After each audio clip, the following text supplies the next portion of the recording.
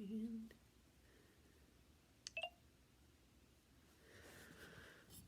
all right. Last week I had some trouble in the other, not last week, 2 weeks ago, when I was last here.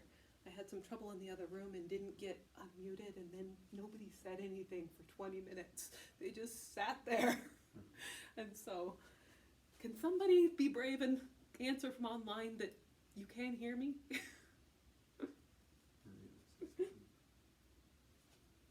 Anyway,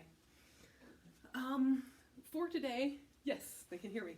For today, we are going to be working with the background of quadratics. And how many of you are in Algebra 2 right now? Okay. You are the generation that is still suffering from the COVID shutdown.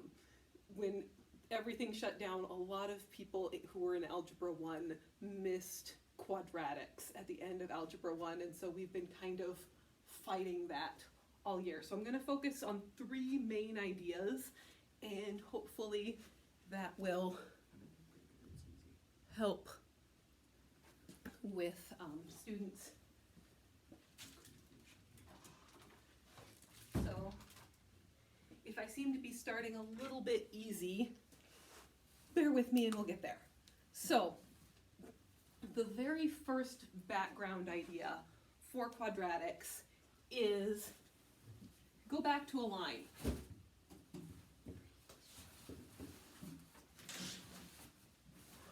What would make this equal to 0? What x value would make y equal 0? -3, the opposite. So if this is 0, we would have -3 plus 3 would equal 0. And so start thinking of this as a piece. So with quadratics in particular, we now are going to be using what's called the zero product property, that if x plus 3 times x minus 4 is equal to 0,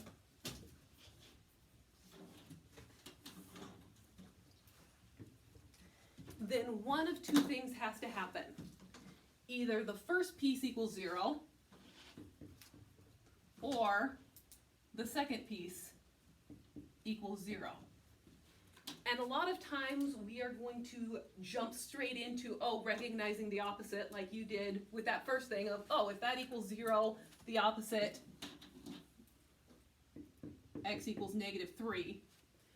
But the formal solving way to do that is to start with, x minus 4 equals 0, add 4 to both sides, x equals 4.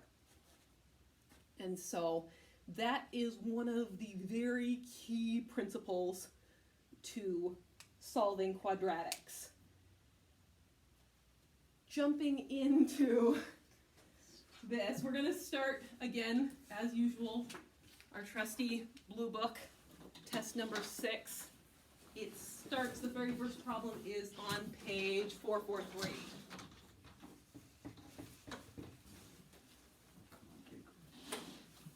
And we are looking at number 23. Oh, Lord.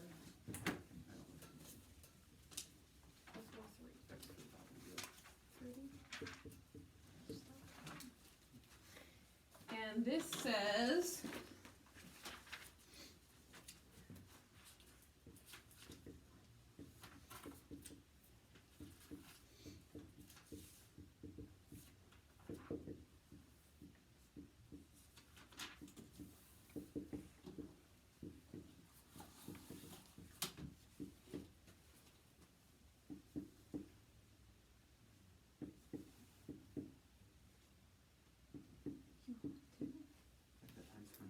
so, on a different day, we will be working on how to factor this. We'll review that later.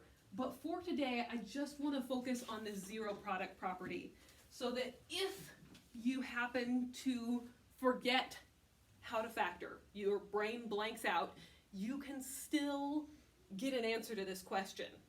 It gives us our multiple choice options, x minus 4, x plus 4, x plus 6, 6 minus x, or x. So, using the property we just talked about, we can say what makes this equal to 0. It would either be 4, -4, -6, 6, or 0. And so if you forget how to factor, you can still test these numbers, just plug in and check which one of them makes it equal to 0. Because if it is a factor, this number would make it equal to 0. And so you can quick run, okay, if I put in 4, what answer do I get? If I put in -4, what answer do I get? If I put in -6, what answer do I get? If I put in +6, what answer do I get? If I put in 0, well, I know that one's going to be -24. 0's out. And so factoring might be a little bit faster, but if you don't know how to do it, then this is the good backup method. And so again, today we're focusing on this 0 power as a way to deal with that. Go ahead and try that and tell me which one.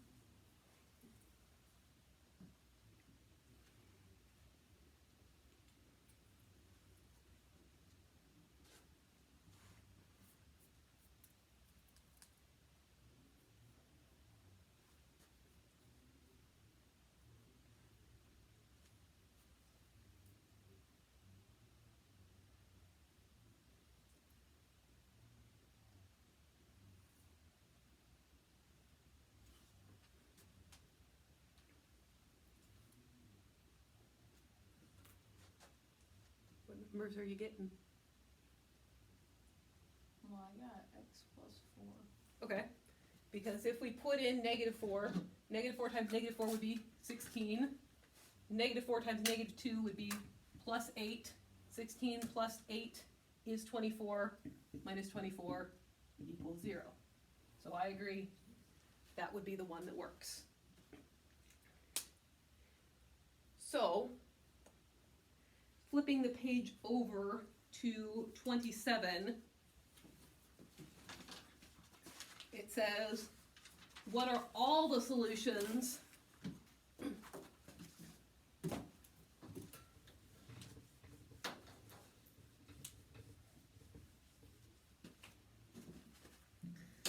to 3x squared minus 2x minus 21 equals 0. And again, they give us -21 only, -7 or 3, -3 or 7/3, -7/3 or 3, and -3 or 7.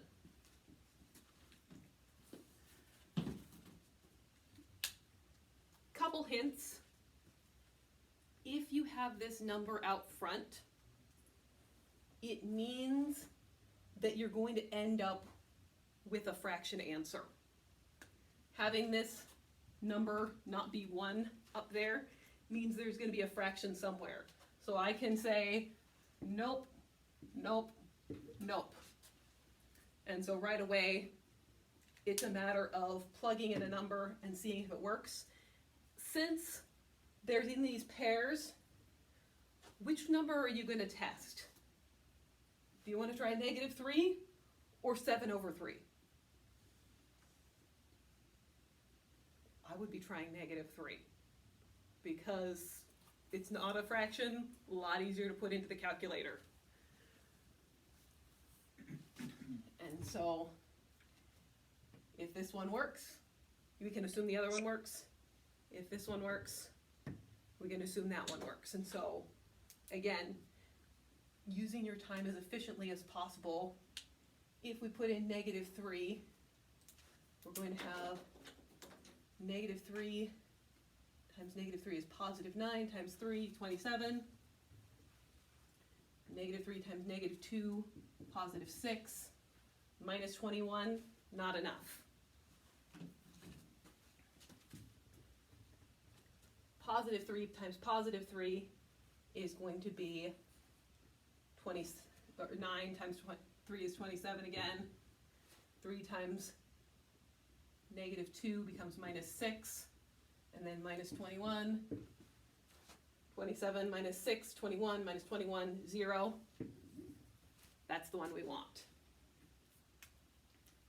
So on this one, again, if you've got this number out front, means you're going to have a 0 answer somewhere. And so limit it down to 2 options. Check the non-fraction one. A lot easier to plug in. Especially because of the squared. If you're going to be squaring a fraction, it gets ugly for a while. Calculators can do it, but if you don't have to, you don't have to. All right. This test 6, by the way, had polynomials everywhere. Lots of polynomials in this one. So, number 44, it's on page 449.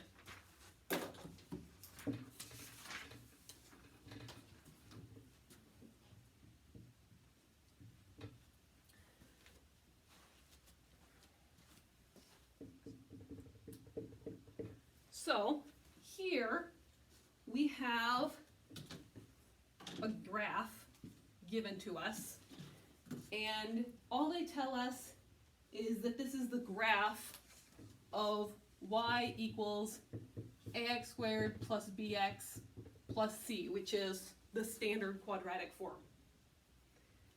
And it's asking us about the nature of the solutions. How many solutions and what kind of solutions?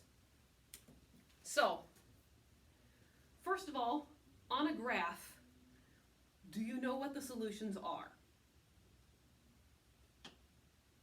Back up to here, solutions were x values that make y equal 0. On a graph, y equals 0 is the x-axis. And so, our solutions are going to be x-intercepts. So, how many and what kind of solutions does this graph have? 2. It has 2 because it has 2 x-intercepts. And because it has 2 x-intercepts, they are 2 real solutions.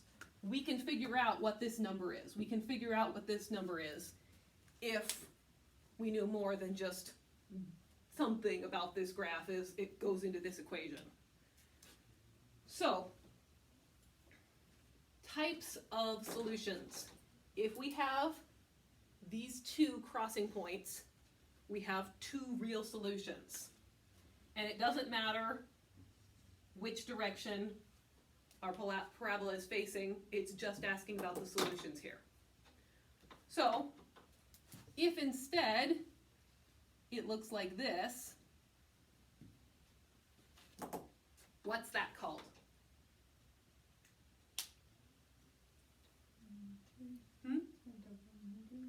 It is a double root. It is one real root,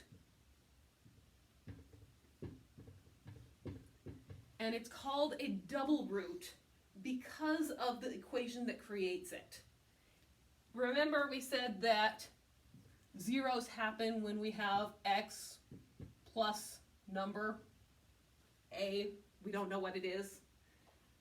These double one real roots happen when we have our factor squared. And so rather than crossing, when we have a squared on that root or a double root, it just touches it and turns back around. Also known as the vertex.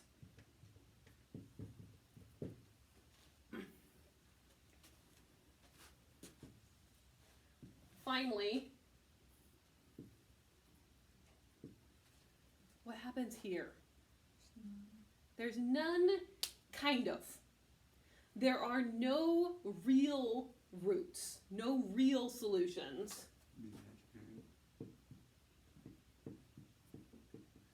But we do say two imaginary.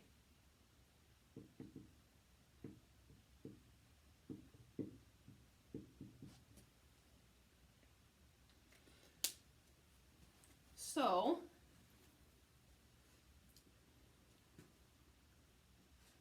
extension point, this is one of the final problems on a test. The final problems are where they like to stick the difficult, stretch your brain, extend what you know to something a little bit further. But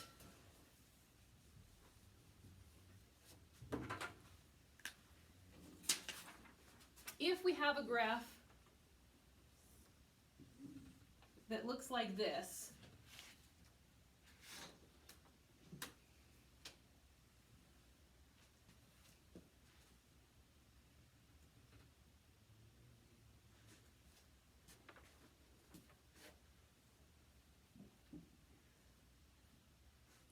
what's going on here? Here we have one real root. You have 4, right? Almost, which is why this one is a stretch one. This one would be a double root. My drawing's a little bit off, but it is touching right there.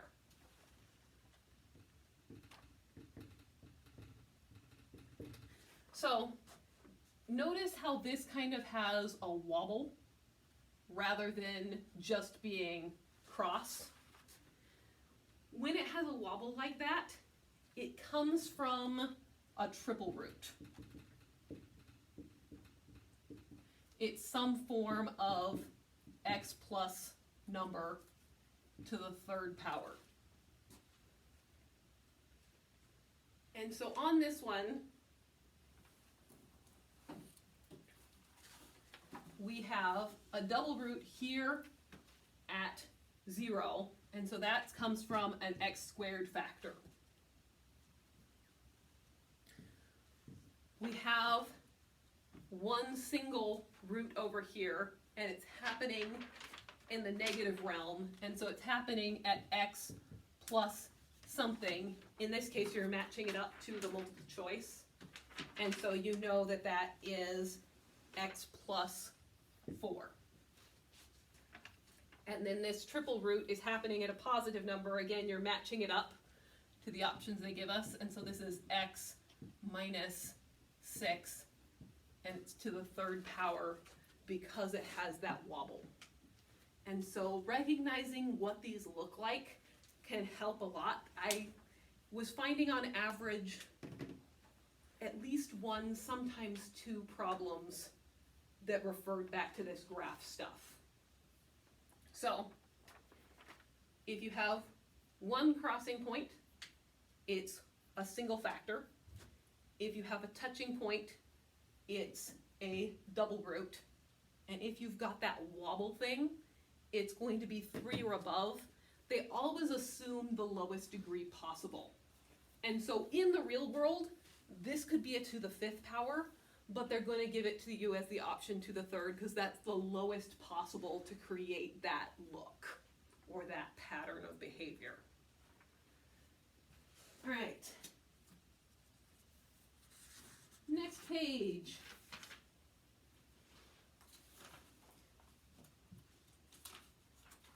Going to page 451, number 54.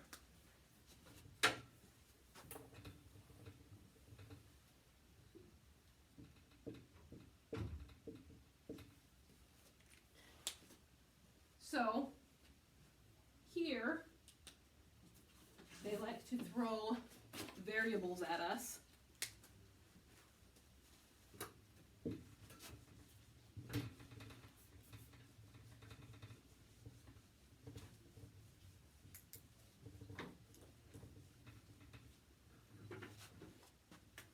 We have given x squared minus 45 b squared equals 4xb.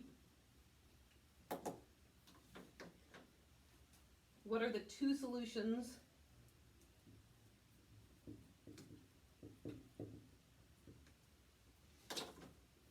for x in terms of b? So, yeah, lots of people come in late today. So, quadratic formula. Do you remember it? If possible, and you're looking for something to study, memorize that. So, quadratic formula comes from completing the square. You don't have to do that. But the idea is that our answers for x, or our values for x, our solutions for x, can be found for any equation, even one that doesn't factor, by saying x equals negative b plus or minus the square root b squared minus 4ac all over 2a. This, memorizing the formula, is a 3-for-1 deal. If you can memorize this formula, you get 3 pieces of information. If you look at just this first part, this is the axis of symmetry.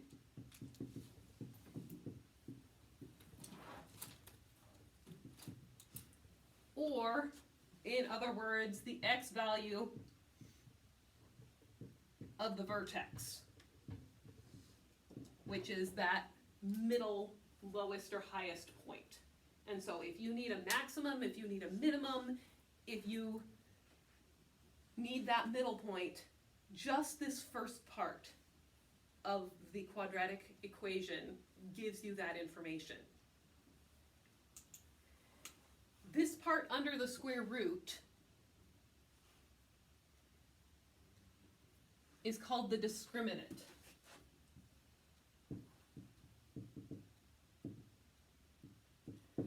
And I don't guarantee I spelled that correctly, but the piece of information is there. The discriminant discriminates or tells the difference between your types of roots. It's under a square root. And so if it's a positive number, we have 2 real solutions.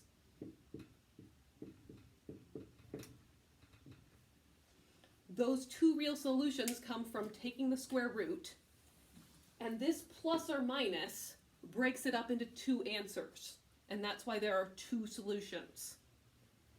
If it's 0, we have 1 real solution, or that double root.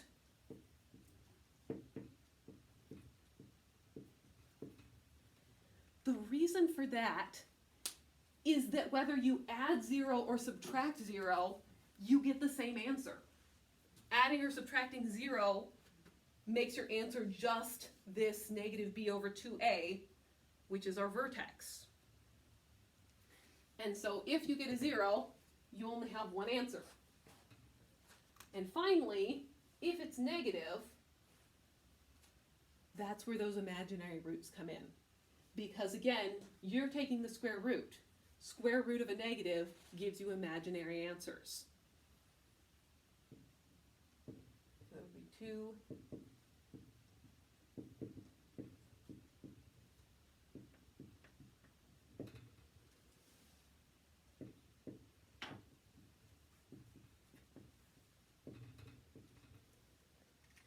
And again, there's 2. Because of this plus minus, one answer comes from this plus that imaginary number, the other one comes from this minus the imaginary number. And so this part underneath the radical tells you what kind of answer you're going to get. Either 2 real, 1 real, or 2 imaginary.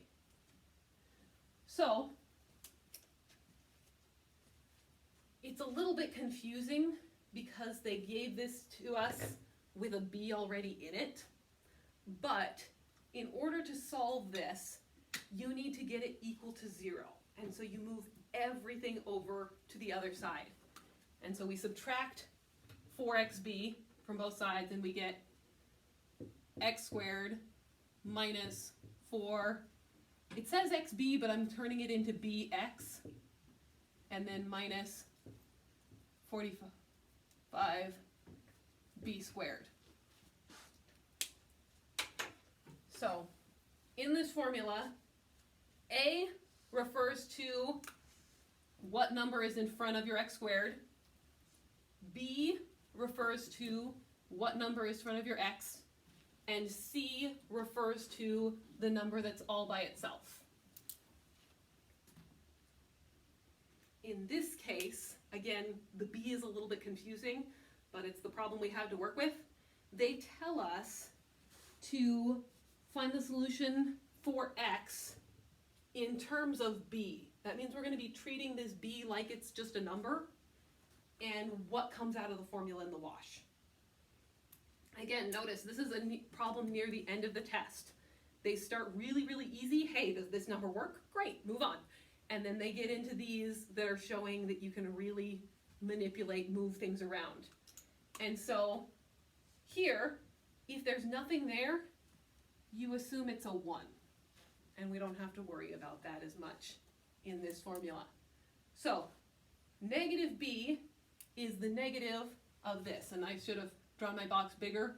Whatever sign comes in front goes with those numbers. And so the opposite sign of this is going to be positive 4b. Plus or minus the square root 4b squared. Technically there's a negative there, it's going to cancel out anyway, but we should be clear. And then minus 4, a is 1, c is negative 45, 5b squared. And then all over, gonna have to switch markers, that one's done. All over 2 times 1, it's still 2. So that is just taking this stuff and plugging it into this formula. If you can factor, factoring is always going to be faster because this is really a sledgehammer of a tool. It will solve anything. But anyway, 4b hangs out, the plus or minus hangs out. Squaring this, negative 4 squared gives us 16. B squared is just b squared. Minus, notice we have minus and minus, so this turns into plus. 4 times 45 is the same as 2 times 90, which is 180.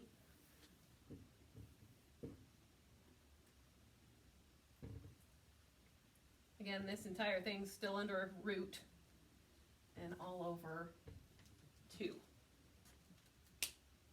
I'm gonna have to erase my discriminant description to get more space.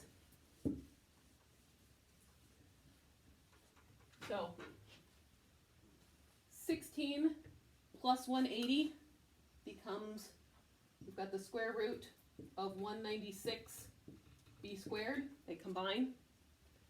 We have 4b plus or minus and still over 2. 196. You have calculators if you need it, but recognizing perfect squares can save you just a little bit of time. I believe its square root is 13? 14. See, that's why we double check. 169 is the 13. Those two are easy to flip flop. So we have 4b plus or minus square root of 196 is 14. Square root of b squared is b all over 2. And so 4 plus 14 would be 18. 4 minus 14 would be negative 10. Simplify, we either have 9b or negative 5b. So, going further on in the book in other tests, there will be quadratic formula ones that don't include this variable, but it's easier to just go through the book in order as far as finding pieces. So let's go find one that is less ugly. But that's how you do it. All right, last one. We get to deal with this discriminant. So it says, for which of the following values of, 58.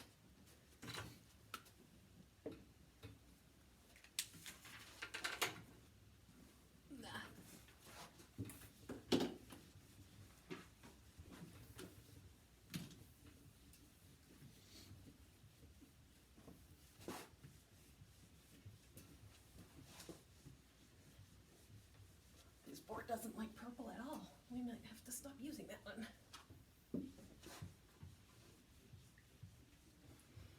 So, for which of the following values of C will there be 2 distinct real solutions to the equation 5x squared plus 16x plus C equals 0? So again, our quadratic equation,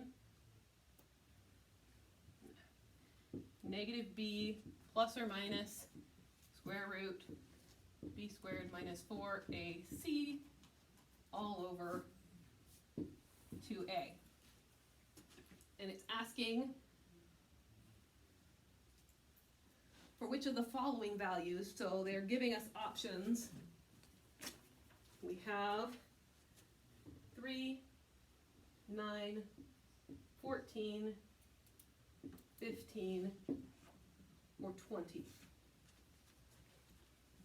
So, again, talking about solutions, we only need the center part of our quadratic equation. We only need to know this.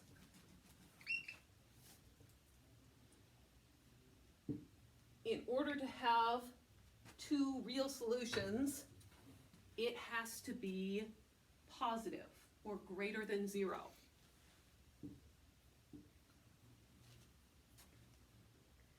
And so we have 16 squared minus 4 times 5 times C. And now we are firmly on algebra solving territory. I don't have a calculator on me. What is 16 squared? 256. Okay. And 4 times 5 would be 20.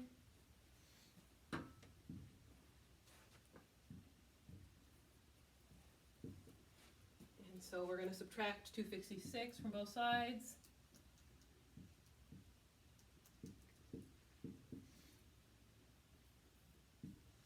We can cancel the negative on both sides and divide both sides by 20. What is 256 divided by 20? 12.8. 12.8. So,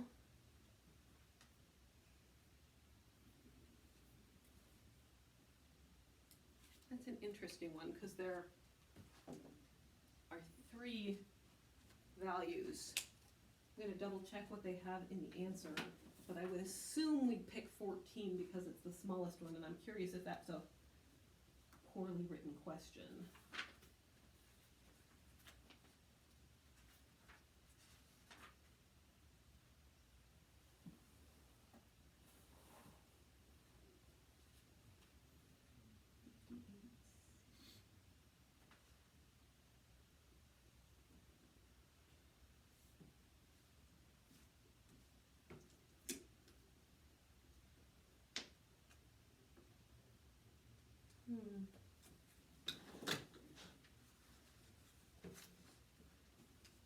You're claiming 9, so I may have to come back.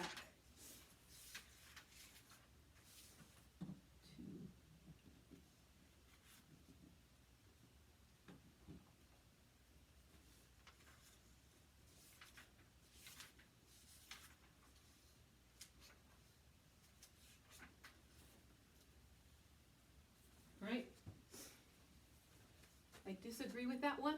There have been ones that have the wrong answer before, so rather than beating my head against that one, I will come back on the chat and tell you what I figured out, because I disagree with that answer. I apologize. I thought I'd done these ahead of time, but apparently not. Right. Moving on to page 530.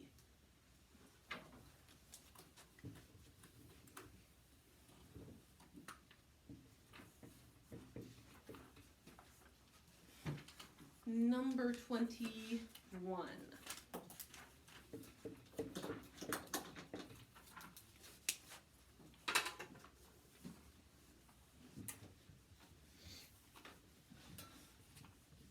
Go ahead and work on this one on your own.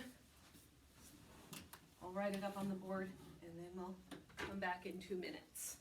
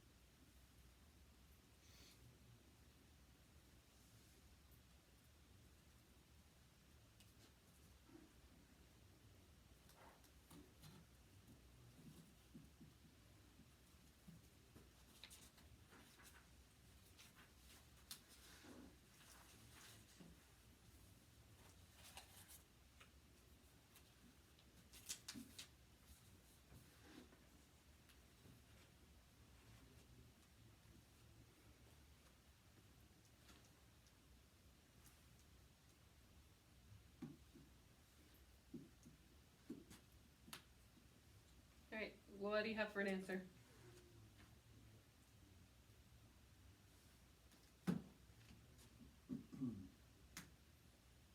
Mine's not up there, I think I did it wrong. Okay, that's all right. So remember, in order to equal 0, one of these pieces has to equal 0. And as long as one of them's 0, all the rest are 0, because times 0 makes them cancel out, makes them disappear. So 5 makes this 0. 5 minus 5, 0. Everything else is 0, because it's multiplied by 0. 3 makes this 0. 3 minus 3, 0. Everything else is 0. Negative 3 makes this 0. Negative 3 plus 3, 0. Everything else is 0. Negative 9, that. Negative 9 plus 9, 0. Everything else is 0. This is the only one that doesn't have a cancel out. The closest one is here, but negative 5 minus another 5 would be negative 10, and everything else will still be a number as well. Yeah, I just put them all together. Oh, you tried to multiply them out? Oh, don't do that. They're already factored for you. This is the easy one. When they give it to you like this, it's really easy to check, oh, is that an answer? Is that an answer? And if it is, great. If it's not, move on and double check that that's the only one that doesn't cancel out. But yeah, checking if it's a solution, it just, does it make the factor 0?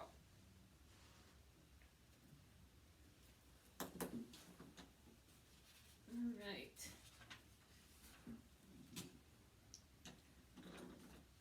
I've got one that I may come back to, but we're going to go ahead and skip ahead to page 612.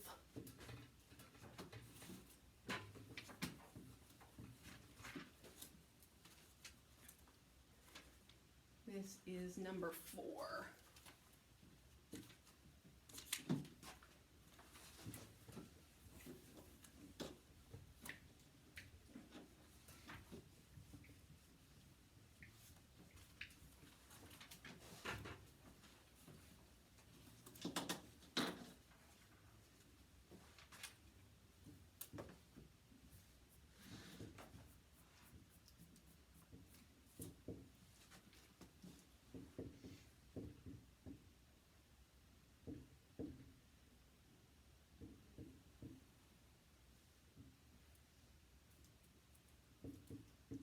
Sorry about my handwriting.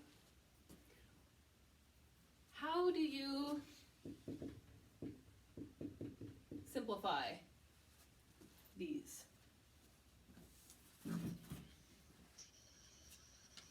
Don't you just combine the like terms? Yes.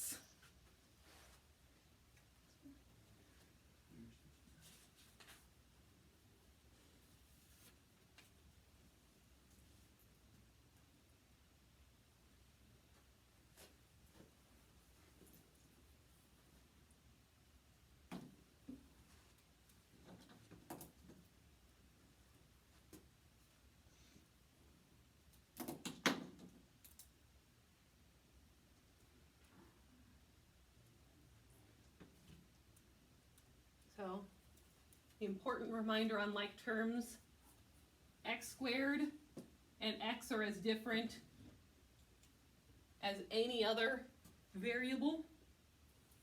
Just because it has an x doesn't mean they're like terms. So here we have x squared minus 82x squared. We have negative 81x squared. We have 60x and negative 59x. Gives us minus 1x, or just minus x. 54 is our only number, and so it stays 54. Not a hard thing, just to double check, because it does come up. All right, go ahead and move on to 17 in this same test, so that's page 616. Number 17.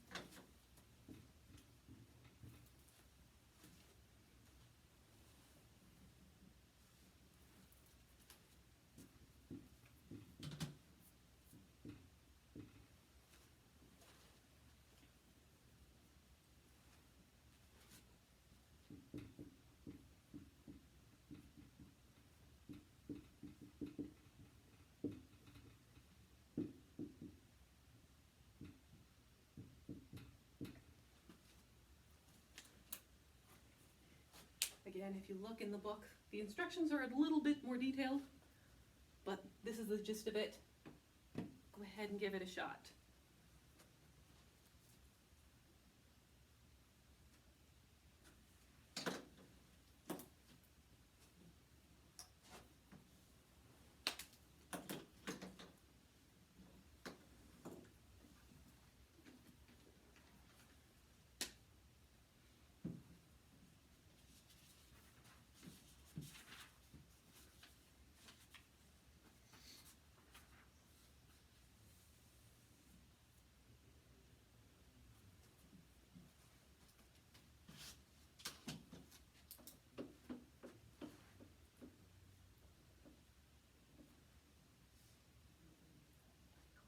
Alright, if you are in Algebra 2, you could possibly find the answer to this using long division or synthetic division, but as long as you're comfortable with FOIL, you can find this answer really easy, because the idea is 2x plus 3 multiplied by something with an x plus number in it is going to equal our answer. And on these, you don't even have to worry about the middle. It's going to come out in the wash. The idea is 3 times what gives us negative 15. And so we're going to have negative 5 here on our last term. We already have 2x, so 2x times what gives us 2x squared? Just times an x. And so this is our missing factor. It'll probably show up as x minus 5 in the multiple choices. So as long as you're comfortable with the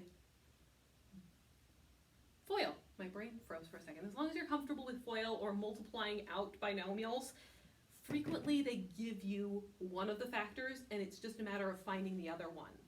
Or you know you need to divide by this factor, figure out what the other piece is. And so there's less of factoring from scratch and more they give you a piece, fill in the missing information. All right, on number 36 on page 620.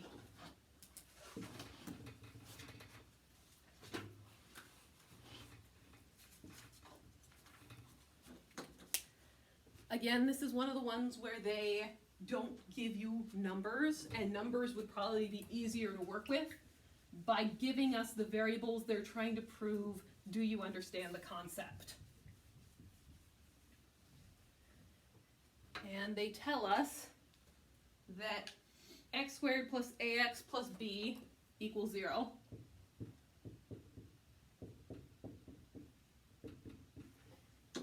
And I wish they'd use different variables because a and b traditionally with this mean something else.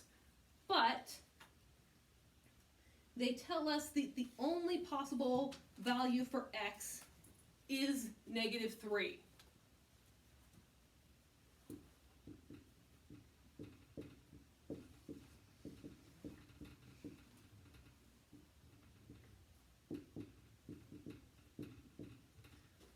And they ask us to find the value for a.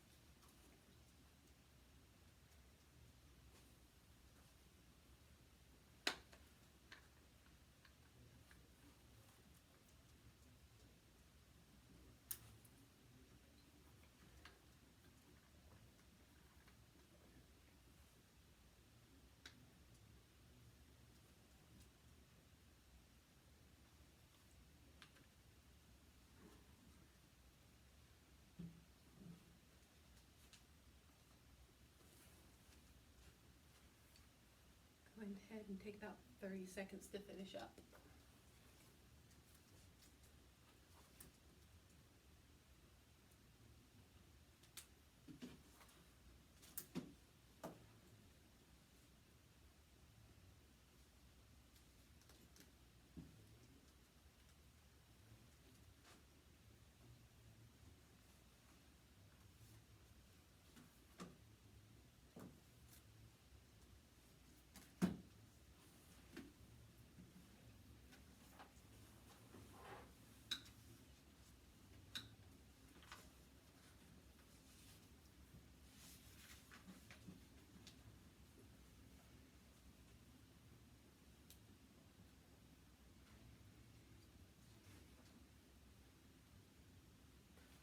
All right. You could probably brute force this with a quadratic formula. It would be a mess. So, first of all, if a value for x is -3, what does that tell us about a factor? As far as x and number. -3. Almost. Because -3 is a value, it's what makes this 0.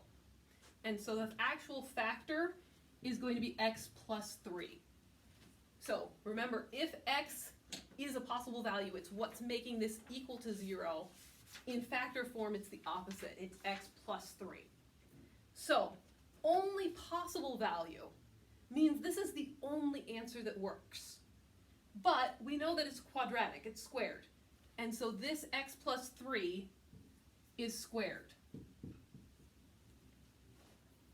And so if we FOIL out or multiply out, reminder, you can't just distribute the squared. Don't do that. We have x plus 3 times x plus 3. X times x gives us the x squared. X times 3 is 3x. 3 times x is 3x. 3 times 3 is 9. And here, this becomes 6x. And so the only possible value for a is that a equals 6. If you got -6, it's probably because you flip-flop that sign right there. So again, get really comfortable with this idea that zeros and factors are going to be those opposite signs of each other, because zeros are what makes the factor 0. And so the more confident you are with that idea, makes a whole lot of the questions easier. All right.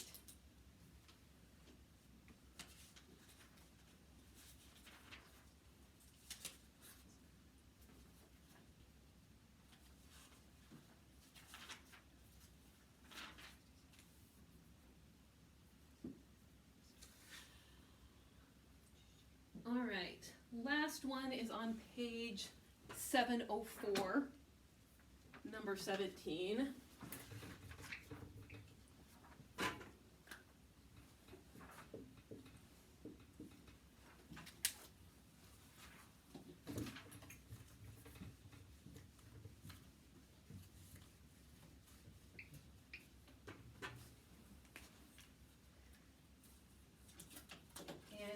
Says in the standard xy coordinate plane, how many times does the graph of x plus 1 times x minus 2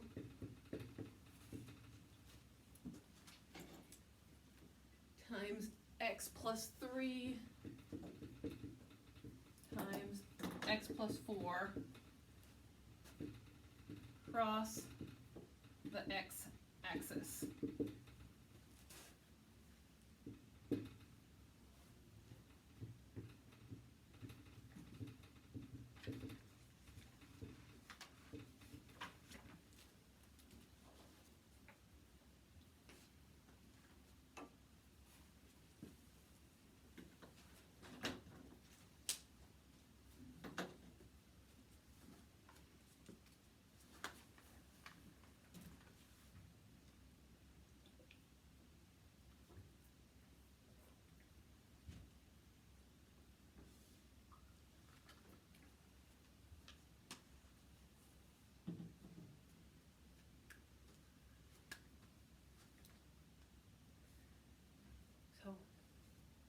don't make this one harder than it needs to be, it crosses at each of these factors. They're not squared or to the third power or anything like that. They're just a single factor, and so it crosses 1, 2, 3, 4 times. Bonus question, where does it cross just for the practice? Well, it crosses at -1, +2, -3, and -4. And those would be the 4 roots. So, if you understand the idea of crossing and what makes the factors 0, is the root, is the solution, all those different words for it, then that should help a lot. And so I think it was a good, productive day today. Good job, worked really well. I will turn off the recording, I will mute you guys, and we will take our 5-minute break. Good job.